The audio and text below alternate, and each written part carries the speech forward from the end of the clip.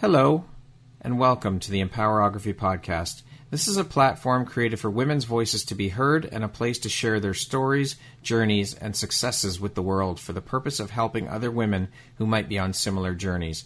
We are empowering women one episode at a time. I'm your host, Brad Walsh, so kick back, grab one of your favorite beverages, and enjoy the stories.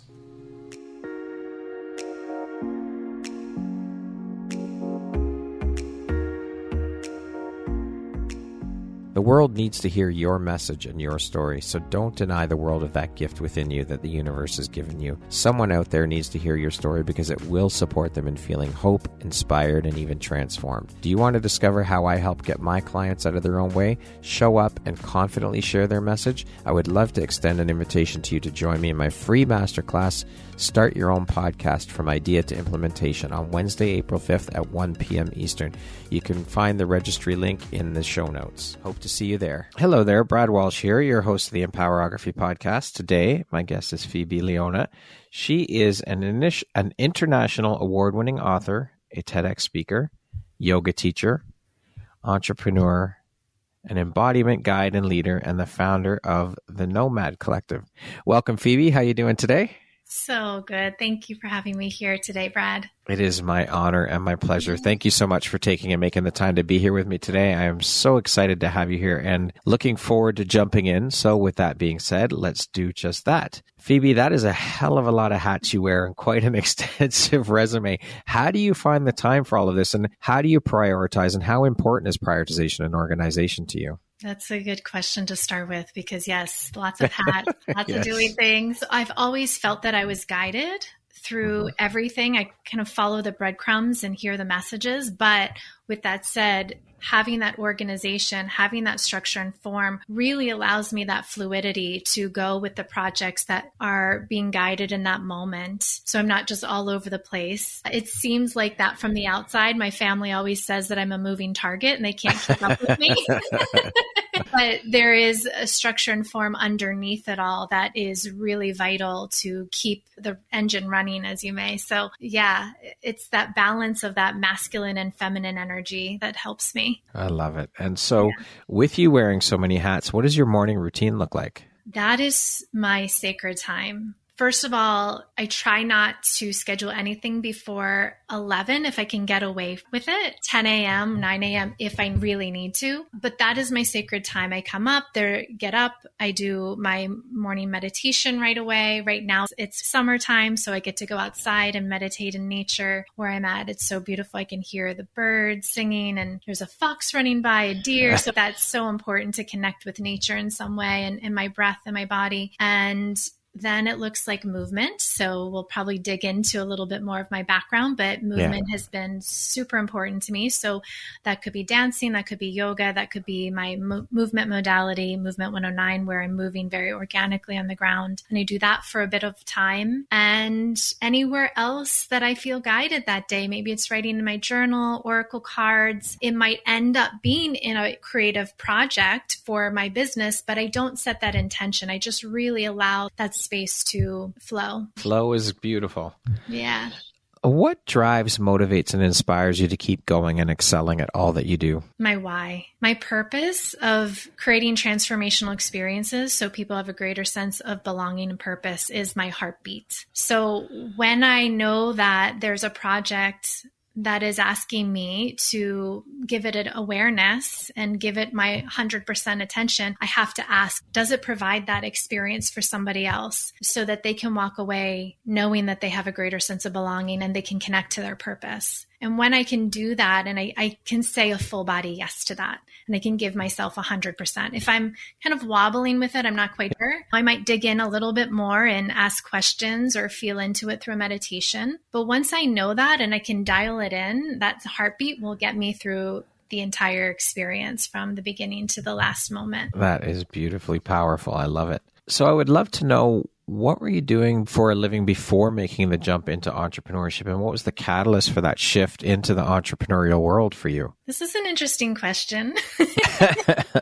because I still don't even know if I claim the word entrepreneur because it happened on accident. I mean, I started out as an artist. I was a professional dancer, and going to New York City, you just get thrown into the trenches and you have to hustle and do your work. And then I shifted into teaching Pilates and yoga. And with all of that, I had to become an entrepreneur. I had to go out and get my gigs and my teaching gigs and show up and be the face of my quote unquote business, which was whatever that art was or the teaching. And I would say officially becoming an entrepreneur, I think it was 13 years ago when I started my own endeavor of starting a yoga program with a boutique hotel. And then after that, I started my company, the nOMad Collective. So that's more formal. And it was just that I'm also an Aries. If you don't know what that means, we're stubborn, we're leaders. We don't really necessarily want to take direction from others. So when it came time to grow up and put my big girl pants on, I thought, okay, I don't want to listen to other people. So let me do this by myself. That's it. I love it. I find it very interesting that you chose to use the title of guide or leader as opposed to coach. Was that a conscious choice? And if so, what was the logic or the thinking behind that decision? Why did you choose guide over coach?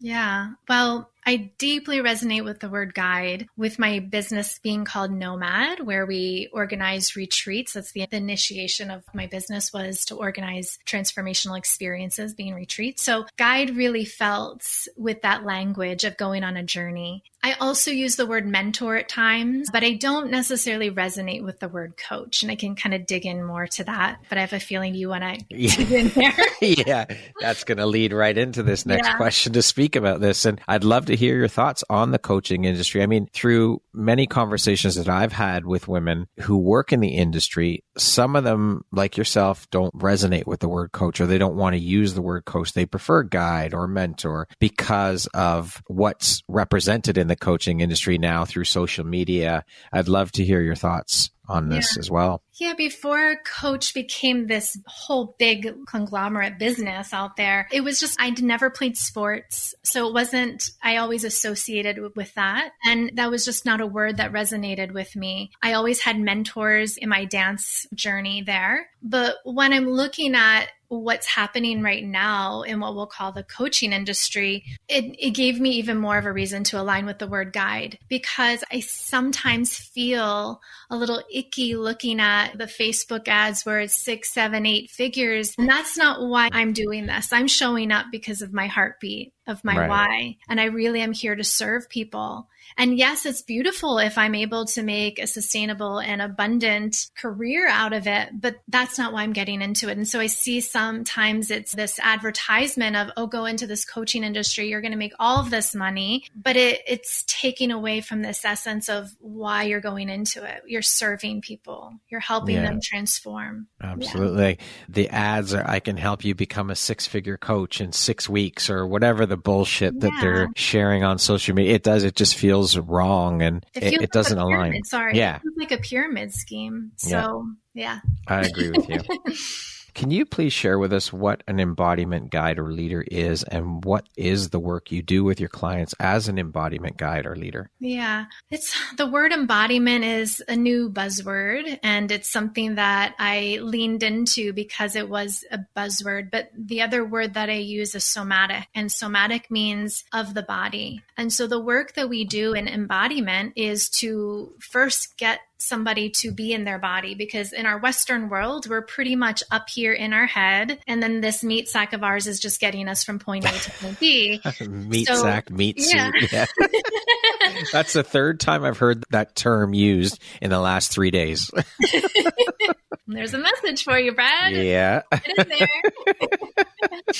Sorry, go on. No, all good. So it's giving people permission to come into their body. And when we're in there, this could be a rude awakening. First of all, your nervous system, you're realizing, wow, my nervous system's all out of whack. You kind of had an idea because you have this thing called anxiety and you're up in your head in the hamster wheel. But when you get into it and you really start to feel how your body's responding, we take that first step to regulate the nervous system. And then we realize when we're down in there in the body, we realize, wow, we have all these emotions that we are feeling and we may be repressed for a period of time because of some childhood trauma or just conditioning as children. But we also have maybe utilized them in unhealthy ways. Right. So with anger, maybe you're explosive to your partner and you have no idea why. So we start to really look at your why. Why are you? And it's different from therapy in that we're not necessarily needing to know the why of going back to that moment, but we see where it is in the body. How is it being held in the body? Because our fascia, our connective tissue, has a memory. And so when we can unpack that and just notice, okay, my fascia, my connective tissue is feeling like a fist whenever I'm around this one person or whenever I think about this one thing. And again, we don't need to know why that's happening. We can just bring the awareness to it. And that's the transformation. So we use movement and breath work and just the awareness and meditation that's really helpful. And that will transform their lives. The self-awareness is the key for sure, though, to realize what's happening. Yeah. Embodiment practices, as you just mentioned, often involve somatic movement and physical exercise. Could you share some specific techniques or practices that individuals can incorporate into their daily lives to help enhance their embodiment journey? Yeah, there's one that's super simple. My teachers, Elizabeth Andes Bell, or Andes Dare now, sorry, side note, correction. She passed this on to me, but it's also, if you're familiar with Vipassana meditation, it's very similar. So it's this idea of just being in a meditation, taking a few breaths, noticing if there's a sensation. So you can take a moment to scan sensations in the body, but then just choose one and then zoom in on it and just observe it. And when we observe this sensation, we're not labeling it as good or bad or pleasurable or painful. We're getting really curious about it. Does it have a sound? Does it have a vibration? Is it localized? Is it expansive? So we get really curious with the sensation. And when we start to unpack this awareness of the sensation, we might, one, see that the experience shifts. It might expand. It might dissipate. It might go completely somewhere else in the body. But also we might start to understand our relationship with it. This is something, and again, you don't need to know the why, but this is something I've been carrying for a long time, and now I'm ready to do something about it. So then we can make choices. So that's really my first go-to, is to have somebody just breathe, scan the body, recognize the one sensation, and then get curious about what that sensation is. Beautiful. Thank you for sharing that. In a world that often encourages disconnection and disembodiment, how do you guide individuals to reconnect with their bodies and cultivate a deeper awareness of their physical sensations, emotions, and needs? Yeah, I love this question. Thank you. Because I think this is the majority of us in the Western world. And it happens in layers. It's not just we wake up one day and go, oh my gosh, I have a body and I feel it and it's amazing, right? It's a process. It's layers. And I'm still, even though I have been very in tune with my body since as a child, being a dancer and going through it professionally, working with my body, I'm still unpacking this. So the first thing that I do when I sit with a new client is just to see, just listen to them and see, okay, how far are they, right? How disconnected are they? How connected are they?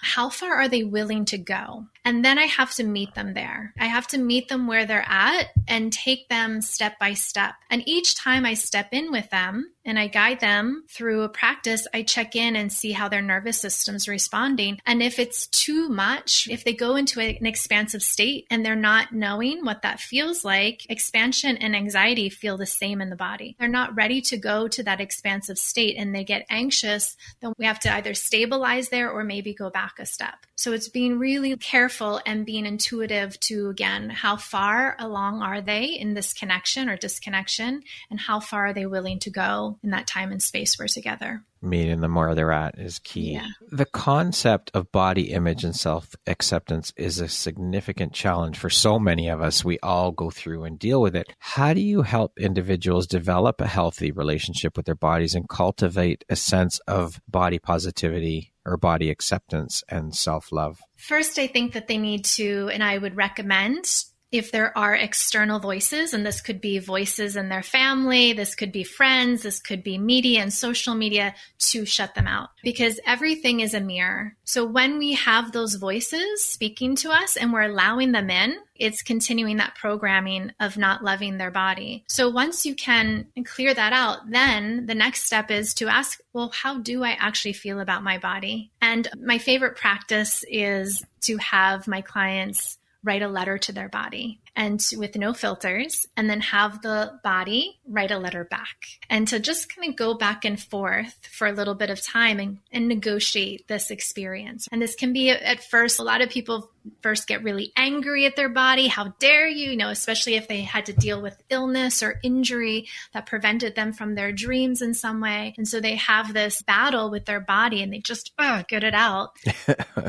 But then what ends up happening is there's gratitude, there's a softness, there's okay, you can do this, but I can do that. There's a little bit of negotiation, and that's super powerful. I love that technique. Yeah. That's beautiful. I've never heard anyone speak of that. I love it. Yeah.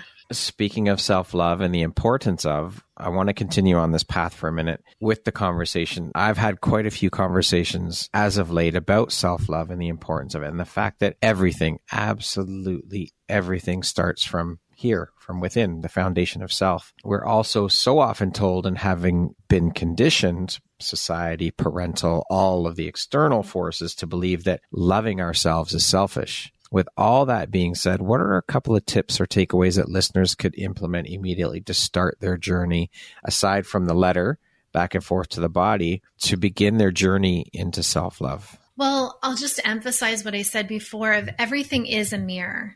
So when we are having those voices, that is an indication, and if we're letting them in. So I could, for instance, for years, I had a voice in my head that was somebody else's voice coming at me, my Nana, my dad's side of the family, but it didn't mean anything to me, and I didn't let it in. So it just bounced off. Even though she was there, it just bounced off of me. But there were other voices that I valued, and they actually were part of my voice, and that's where can I realize, okay, this is what my truth is. So this comes from a lot of conditioning over our childhood and younger teenage years and early adult years that become our voice in our head. So it's, again, just first identifying whose voice is that. Right. So going back to the letter, when you're writing, to ask yourself, whose voice is that? Is that truly my voice, or is that my mother or my best friend or whoever? So once you can identify that, my favorite thing to do is just simply to lay down on the ground and to breathe.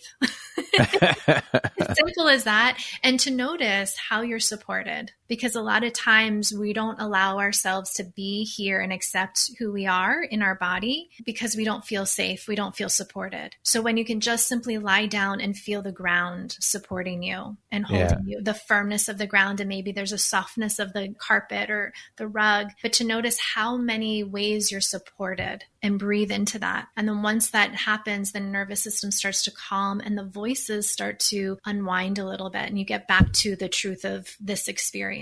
And this is also why I think it's very important for those who are parents to start instilling these values and beliefs into our children from a very young age. Let them know that they are perfectly imperfect. They can do anything they want. They are beautiful just the way they are, and instill that confidence constantly, because I believe that if we are constantly instilling those values in our children, they just grow up as having that be second nature for them. They don't know any different. Yeah. So it'll be that much easier to tune out those external noises and voices, which will help them to step more into who they truly are and step into their power and their confidence and all of those things. Yeah, I 100% agree. I'm very fortunate that I had two parents and extended family that were very loving and constantly told me how beautiful I was and I could do anything. And I'm grateful for that. I'm so grateful. But there are a lot of people that don't have that, right? Don't. I mean, I had that as well growing up. My mom and my grandmother were very positively influencing me all along, letting me know that I can do anything and I am capable of doing anything. And that's not to say that those external voices don't still creep in. Of course they do. We're human beings and there's so many external sources. But I think that our internal gremlins or voices, whatever you want to call them, those are the loudest. And so I think that if we are able to learn how to deal with and turn the volume down on those, the external shit, once you master that, the external shit's nothing. That's a walk in the park. Yeah. And I'd love to just add one thing, because this was a game changer for me too, is because yes, you and I were very fortunate to have the compliments come in, but there are some of those voices that come in. And when I realized that I'm also a mirror for them. So if there's something negative there, it wasn't necessarily for me. It was what they were showing me about how they felt about them. And so when we can also realize that, it also, it takes away that harder, more harsh dialogue for us, but we can also look at them from a place of compassion and accept them and kind of turn the tables and give them the compliment, right? And give them the love. Absolutely. Thank you for adding that. Now, keeping on this same path, in your opinion, then, what is the difference between self-love and self-care? I think we tend to mix the two up and get them confused often. Yeah, I do definitely think so too. And I'm going to talk about self-care in two ways. So self-care, I think in terms of mainstream media, it's going to get your manicure, getting your haircut, right? The superficial. And that's beautiful. And taking the bubble baths, that's beautiful and great. That's a little gateway in. But the self-love is so much deeper. We actually have to have these hard conversations that we've already been talking about of what's that voice inside of me? What do I truly believe? What are my shadows here? How can I still love myself in the shadow?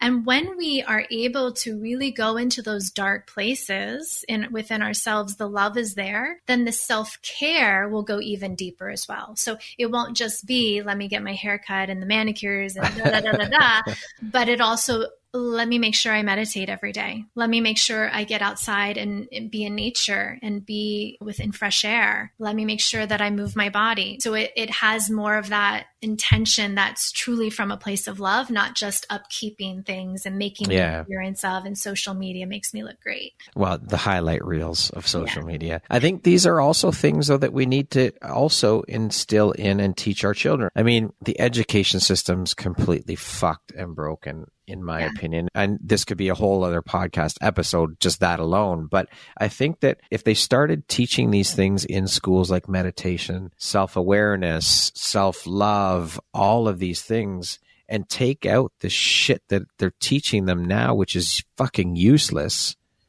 we will help foster and create beautiful human beings. Yes. We need to start this shit at a young age, and it needs to be in this. Bring back home economics, bring back shop, things that they can actually use in life. Sure, mindfulness, meditation, but home economics. Teach them how to cook. Teach them about health and all of these things. I mean, they're teaching them to memorize and regurgitate shit. It's completely useless. Yeah. They need to bring back recess and the art. Yeah. Yes. Art is so important. I think it is so huge. Yeah. It's integral. And when we have the arts, I think that they should formally teach emotions in the self-awareness and meditation. But when we have the arts, we at least have this ability to take that expression, right? The children might not know why they're singing so, with such passion, moving their body, but they're giving themselves an outlet to actually express it. And so that's so heartbreaking to see is, the memorization, as you said. And I don't remember my and I've never had to use them. Exactly. Our society often upholds certain ideals of beauty, of course, social media, magazines, the airbrushed images, all of this shit, strength, success. How do you help individuals navigate these societal pressures and find their own definition of embodied living and success? Oh, I just got chills. And it's funny because I watched Barbie, the movie Barbie, yesterday. And what was so powerful, and I'll bring it back to your question, was that I won't go and tell you the whole story if you haven't seen it or anybody else has it, but she goes from Barbie land into the real world. And as she's kind of crossing over, she's meditating and she's actually feeling her emotions for the first time because she's been plastic this whole time. And so that is my first inquiry, is to not what you think you should be doing and all of the external factors, but how do you feel? How do you want to feel? And what that means is, do you want to have peace and calm in your life? Do you want passion? And do you want it to be exciting and kind of like a roller coaster ride, right? There's no right or wrong. That energetic heartbeat is for you, then the what will fall into place, and that will create your successful life. And you can wipe what everybody else is telling you should be doing. The societal pressures. Oh, yes. Parental, like it all goes back to the conditioning that we've had ingrained into us. Yeah. Your work often involves exploring, as you just said, emotions and all of these things and working with them. How does embodiment play a role in helping individuals process and navigate their emotions more effectively? Yeah. So important. The first thing is know what your baseline is in your nervous system. So many of us, I have been saying this, the last 3 years, it doesn't matter if you had a perfect life up until then, the last 3 years, you went through an experience of trauma in some way. It doesn't matter where you were around the world, you experienced trauma. Just being that it was an unpredictable, unsafe, uncontrollable environment for a period of time for yourself. You didn't feel like you had that control. So our nervous systems have been super out of whack, and we don't know what's what in terms of our own reality, our own emotions. So the first thing that I do is really get them into what is your baseline? Where are you in your nervous system? And if you did experience trauma, are you in a hyper arousal state or a hypo arousal state? And so hyper is the kind of the anxiety and the manic energies. And then the hypo is more of the depression and that low grade, very low energy. And so when we realize where we are with that, then we can go, okay, what emotion is truly mine? Or is it just a response to my external situation? So we can dig in with that and identify what anger might feel like for you. So I had a very warped sense of what anger was because my dad had PTSD from doing 2 tours in Vietnam. And so anger was very scary for me. So anytime in my marriage, when I was married and other situations where a man just raised their voice, I was like, uh-oh, I can't be around this because I thought that it was going to go from 0 to 12. And for myself too, if I started to feel anger, I thought I could become my father and become rageful and violent. So I had to realize what anger was actually for me. And so that's what we look at is what is anger in a healthy way for you? And if you haven't had a healthy relationship, how can we use that as a catalyst for change and to fire up your passion, right? We can actually bring these sort of negative emotions that we're told not to have and use them to transform your life and to embody your life, to fully embody the light and the shadows. Many people feel disconnected from their intuition and inner wisdom. How do you assist individuals in reconnecting with and trusting that innate wisdom that resides within all of our bodies? I'm super guilty of this, even though I teach it. So I was very intuitive as a child, and I saw these gifts of intuition as a curse. Because what I felt was I was very intuitive. I felt the energy of my father before he got super rageful and violent. And so I thought that I created that energy because I felt it before. So that might be somebody who's listening that they had these gifts of intuition and then they shut them down for a period of time because they didn't feel that they were safe. So the first thing that I do is, again, kind of what I said earlier, is meet them where they're at. What is their relationship with intuition? Do they feel that they're intuitive, or did they have a past with it that they were tuned into? Did it shut down in some way? Or maybe they just had been asleep this whole time. Everybody is intuitive. We all have these, what we call clairabilities, which are the abilities to sense the unseen worlds through sight, through sound, through even taste and smell. So what we need to do is first feel safe. So I do a lot, again, I continue to talk about the nervous system. I have them feel safe in their body. I have them feel safe with the external senses that they already have, that they actually see in the unseen world, and they feel and they touch, and feel that first. And then I do a lot of guided meditations and visualizations just to have them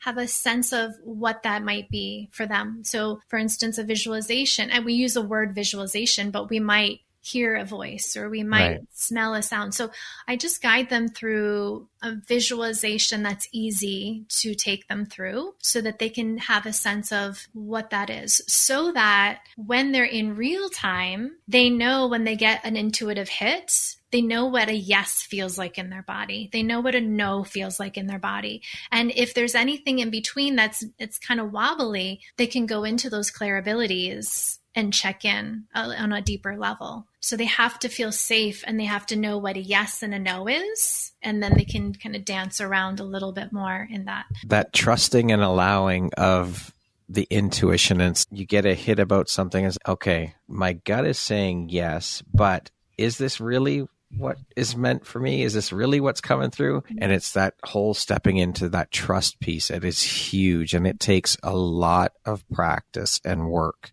to get to that point where you can, okay, yes, I can 100% trust in this. And I'm sure there are times when you even waffle about it. And is this really? But it's a matter of getting into that space where you can more and more trust that and believe it. That's what it is. Yeah. I mean, I'm kind of going through, I told you before we started recording, I'm moving, but I don't know where I'm moving to, Brad. But I had this very clear intuitive hit, pack your things, give your notice, and it's going to be revealed. But it was because I have this strong relationship with my intuition, everything in my body is saying yes. There's no anxiety and things are being revealed. As I've been packing up, my things are actually coming to me and providing me the next breadcrumb. Clues, and that's the frustrating thing is the more intuitive you get, it only gives you the next step and you have to trust it. And then the next step will appear. You can't go 5 steps ahead. We'll do a follow-up. Yes, I have to hear the rest of this story as it unfolds. As an embodiment leader and guide, what is one piece of wisdom or practice that you would like to share with our listeners to help them cultivate a more embodied, authentic, and fulfilling life? This is something I've been working with a lot in my own personal journey and with my clients is looking at how you see your life. So what is the perception? Is life happening to me? So you're kind of playing the victim role. Is life happening by me? You're the bystander. You're looking at everybody else living their dream and, oh, woe's me. That's a little bit of victim too, but not really taking the action. Life's happening with me. So you're in that space of co-creator. You are taking action. But what I see, and I'm guilty of this, is in the Western world, we become the creator. There's no room for other co-creators. But then the final is life is happening for me. And really, truly being with your intuition, feeling guided with the unseen being God, universe, whatever word resonates with you. So when you can really honestly look at how you're seeing your life, things begin to transform. If you're seeing it through the victim, and I will say, because I'm very sensitive to trauma, I'm not saying stop being a victim. Oh, get over your trauma. I'm not saying that. There's a period of time that you need to play that role and own it and take ownership of it. But then we have to make sure that we're not getting in the loop and using that as an excuse for not moving forward in our lives. So when you can start to really identify the role that you're seeing life and how you're in it, you can make better choices on how you're going to move forward. Thank you for sharing that. I want to speak about your TEDx journey. Getting a TEDx talk, of course, is a big dream and goal for a lot of people out there. Was this something that was a bucket list item for you? No. Really? So how did the opportunity come about for you then? And really, it wasn't? I mean, it was amazing. I'm not being ungrateful. Are you familiar with human design? Yes. Okay. So I'm a projector. I have to wait for the invitations for these big things. Right. Yes, I didn't even know it was a possibility, Brad. I would watch TED Talks, but I didn't really know about TEDx. Okay. There was one that came to my local community in the Hudson Valley in New York. My friends was going to be the host of it. Okay. And he just basically said, I'm nominating you. You need to tell your story. You need to get on the stage. You need to tell your story. And I thought, oh no, I can't do that. Not me. Not me.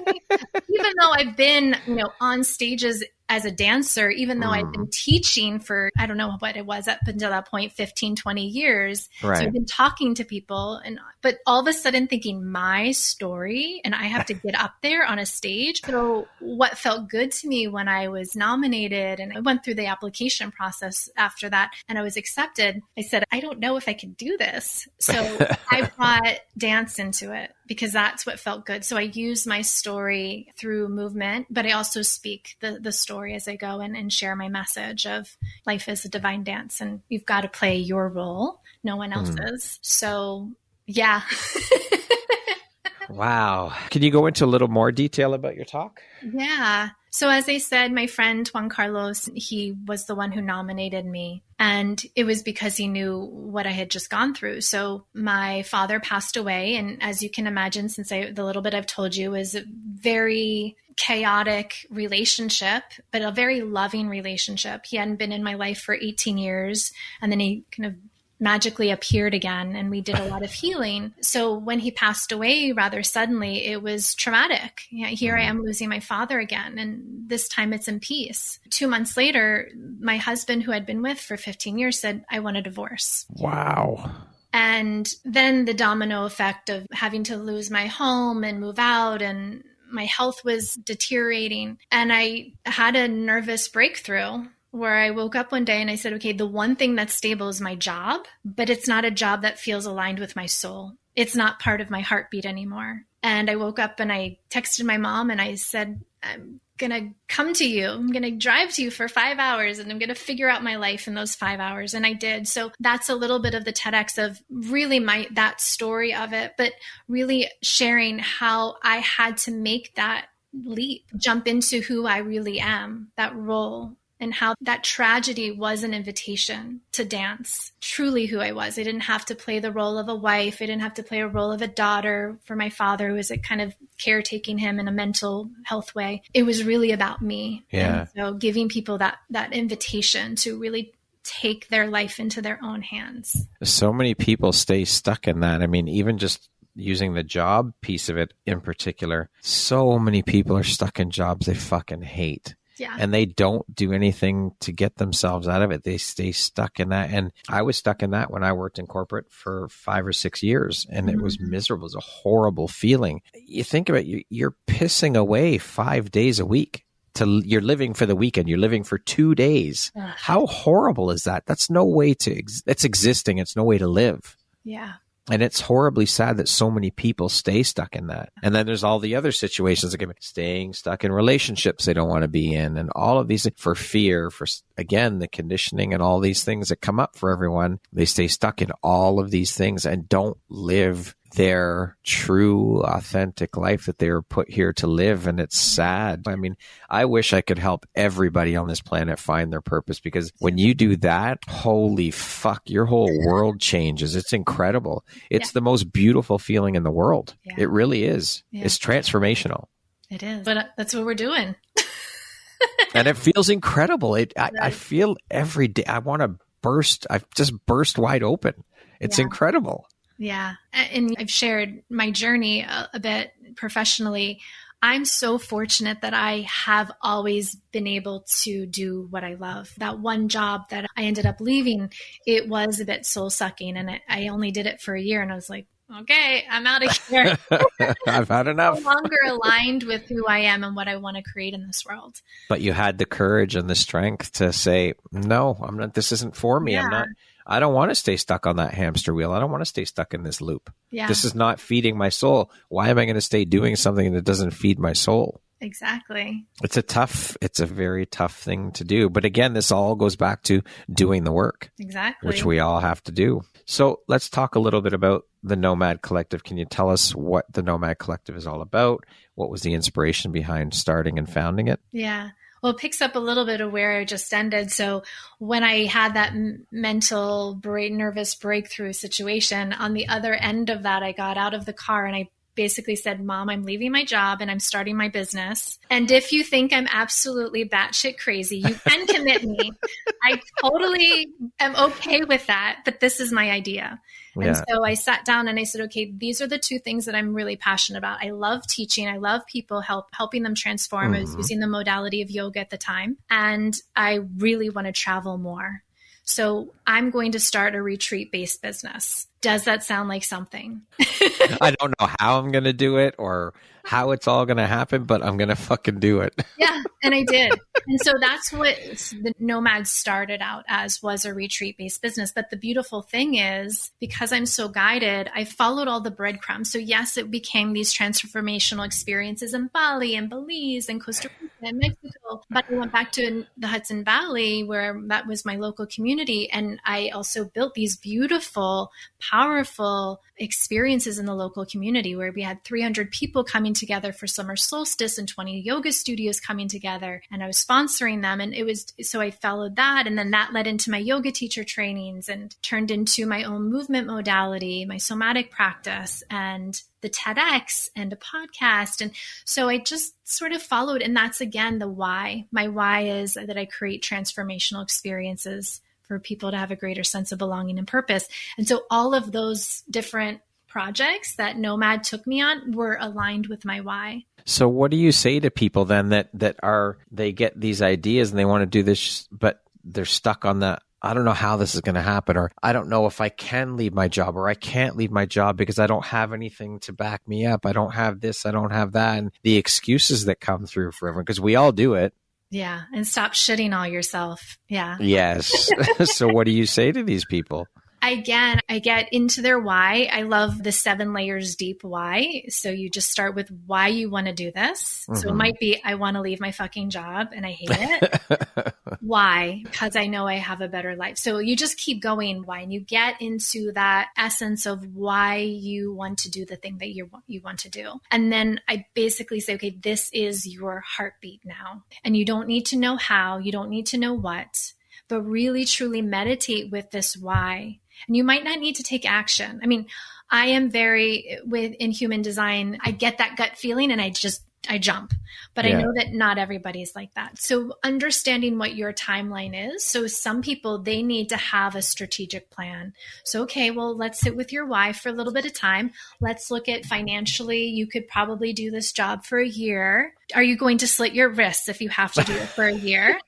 Okay, you're going to. Let's see how we could possibly make it 6 months, right? So we start to look at that if that's somebody who's planning. If we're looking at, oh my God, I just need to do this right now. Okay, well, let's make sure that your nervous system is regulated. You're not making any rash decisions. Let's take a beat. Let's take a breath and let's brainstorm. Let's get some ideas. So I go with it so many different ways because I have to meet that person where they're at, how immediate it is. But I really don't focus on the how or the what yet. I focus on their why and where they're at right now and see what's already happening for them. Because a lot of times we think, oh my God, I have to do this and this, but there's also this opportunity. Somebody's been emailing me for the last month, asking me to do this, whatever it is. And I've been kind of brushing them off. Oh, well, let's go back and investigate that a little bit more because there's something here already happening that you're avoiding. So lots of It is possible for everybody. It is. I really believe that. And it is excuses. We're all guilty of doing it. It's just a matter of getting the guidance to step into it and start the process. Because I believe where there's a will, there's a way.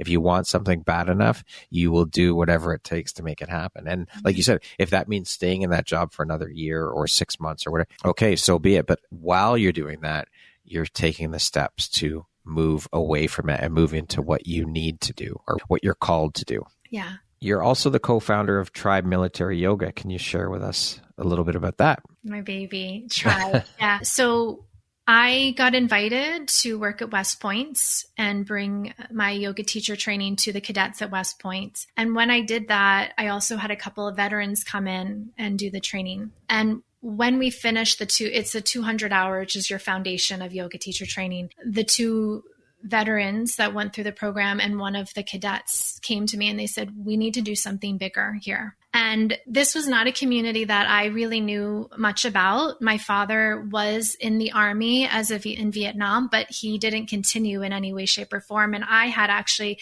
a bad taste in my mouth about the military because of his experience. But when he passed away and I saw his medical records in his safe, I knew something was going to come back. And I knew that I was supposed to do something with the military. I had no idea what. And then this invitation came. And when they asked me, we want to do something in a bigger way, I said, okay, this is it. This is the thing. What if we can actually bring the tools of yoga to the military before they go and get deployed and experience all of this trauma and come back and we have to take care of them in VAs? What if they actually have these tools before and empower them so that they can teach to themselves and they can teach to everybody? Because in West Point, they're being trained as officers, and part of their assignment is to implement the physical training programs. So we're now implementing yoga into the physical training programs. That's incredible. I love it. Beautiful work.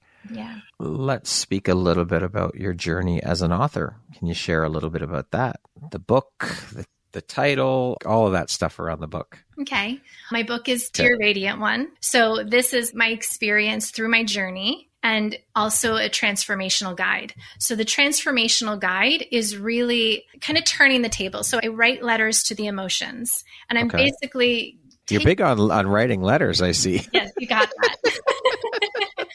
So basically, I'm bringing in my storytelling. It's nonlinear. The first part is my story with my father, but then I'm writing letters to the emotions to invite the reader into their own journey. So there is a bit of the story of my journey, but then I turn the tables and I educate people on the chakra system, which is the subtle body system, and then how we look at the emotions in that, and how you can look at how do you deal with anger? How do you make friends with fear? How can you also invoke more joy and gratitude and love? So we dance through the shadows and the light emotions. Yeah. I love it. We will put a link in the show notes when your episode's released to the book for those that are interested in checking that out. What do you think your unique skill set or superpower is that's helped you become successful? My superpowers, I think it's intuition. I'm very intuitive when I sit with a student and a client. I can see a bird's eye view and not be attached to it. My journey with intuition, as I shared in terms of my own intuitive hits, it took a little bit of time, but as I also shared, I'm trusting it more and taking these bigger leaps in my life. But it has never really honestly let me down. Even those times where I thought intuition was my curse, it was still there guiding me, telling my body, yeah, this is a safe experience. Yeah, this seems wild, but you'll be fine. Yeah. Yeah. And so what does the word success mean to you? How do you define that word? This is a word that is really interesting in our society. I mean, it's always so attached to a status or how much money you make, but I really see it as a multifaceted experience, right? So how do you experience safety and trust in your relationships and in your own environment? How do you feel in this divine flow with life, right? How do you create? So if you feel that you can say yes to these kind of things, this is what I see is successful. How do you take action with clarity and confidence and feel inspired?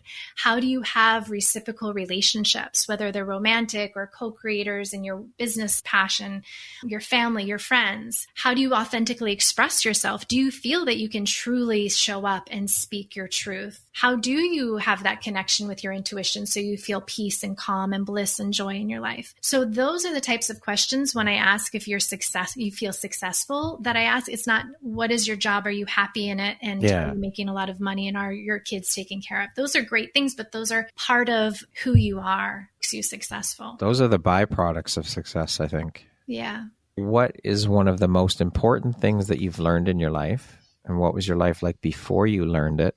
What was your life like after you learned it?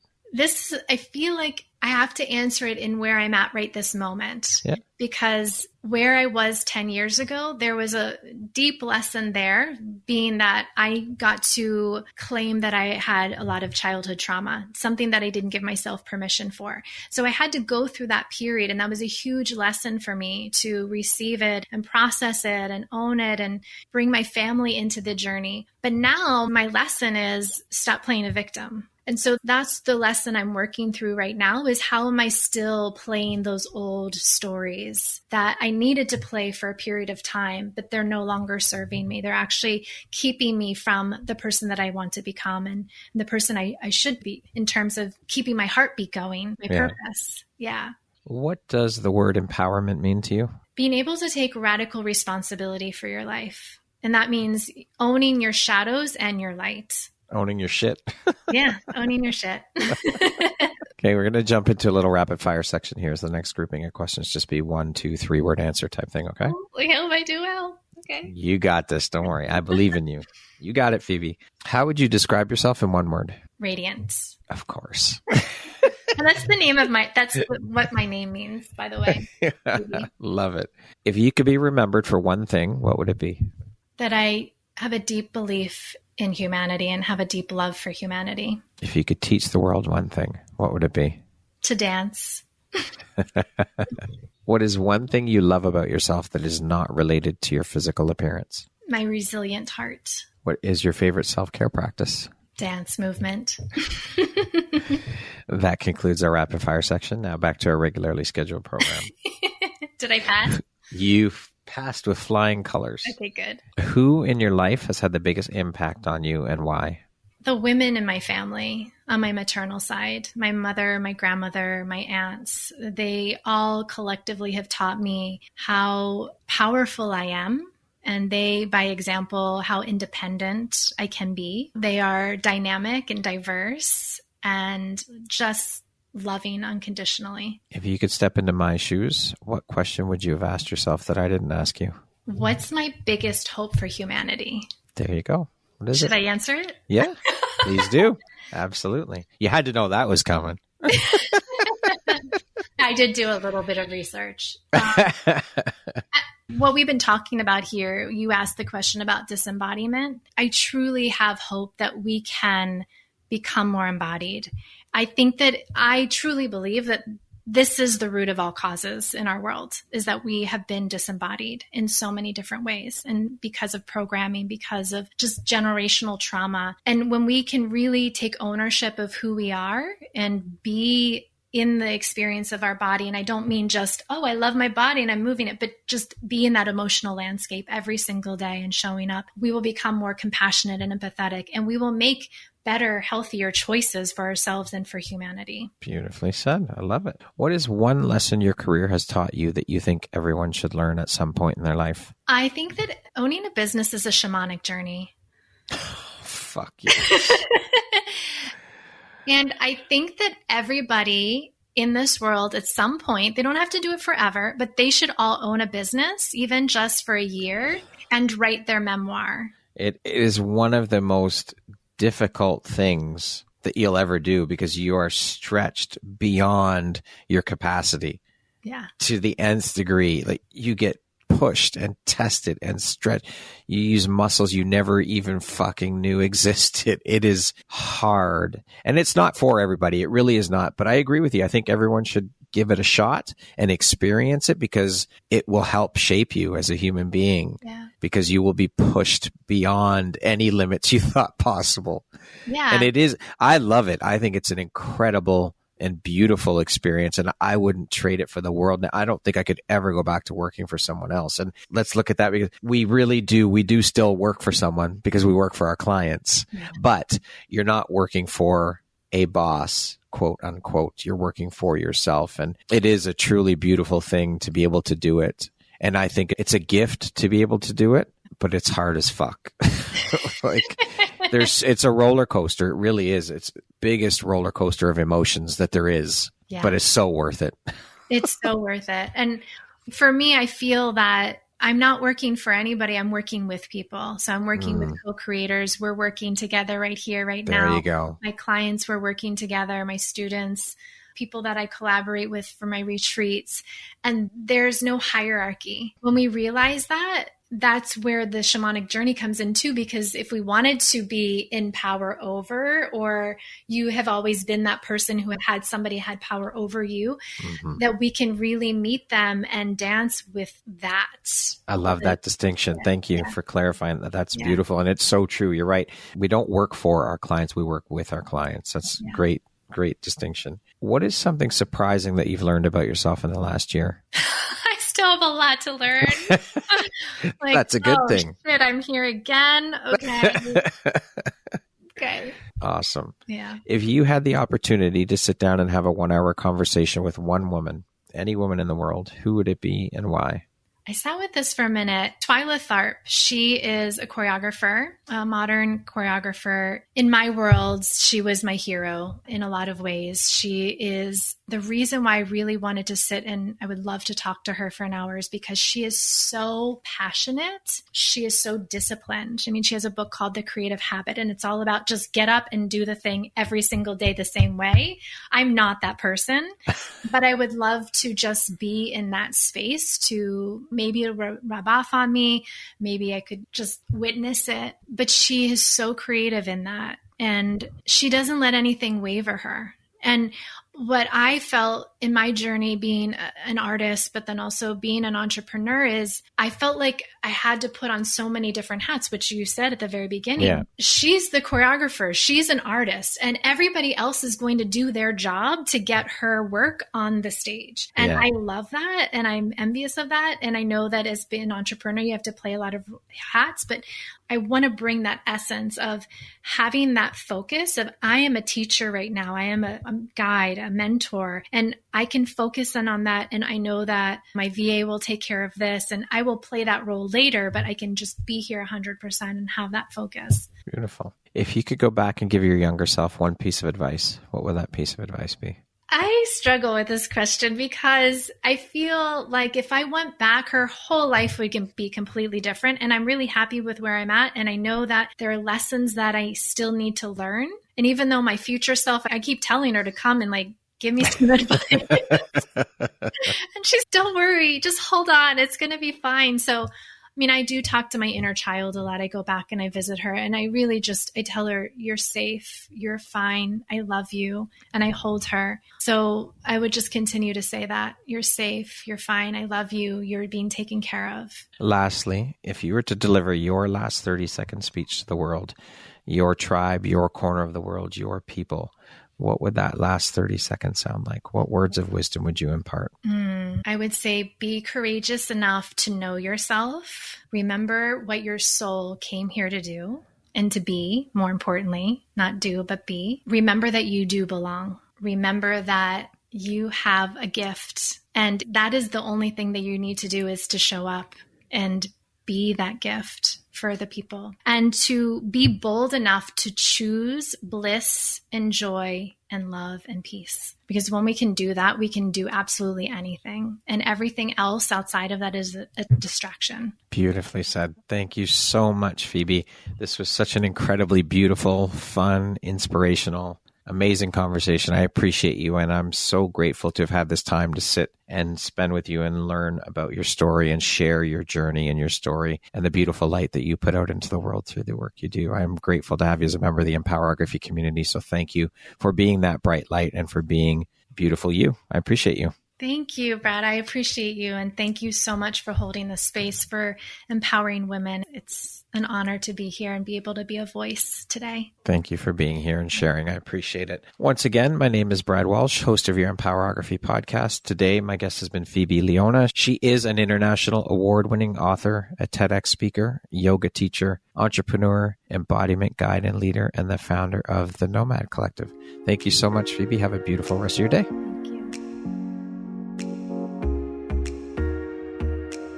Thank you very much for listening to this podcast. If you haven't yet, please be sure to subscribe, rate, review, and share with all your friends. You can find me at viseuphoria.ca and follow me on Instagram at Empowerography Podcast and on Facebook at Empowerography. Please join me next time for another inspirational story from yet another amazing woman.